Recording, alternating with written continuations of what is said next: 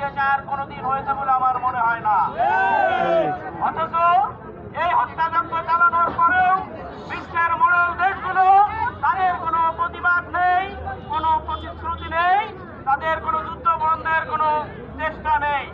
অথচ যদি এখানে অন্য ধর্মাবলম্বী বা অন্য কোনো দেশের লোকজনের উপরে এরকম আক্রমণ হয়তো, সারা বিশ্বের মানবতাবাদী মানুষগুলো যারা মানবতার ফেরিওয়ালা বলে নিজেদেরকে প্রচার করে থাকে, তাদেরকে দেখা যাইত কত রঙে ঢঙ্গে কত রকম প্রতিবাদ তারা করত।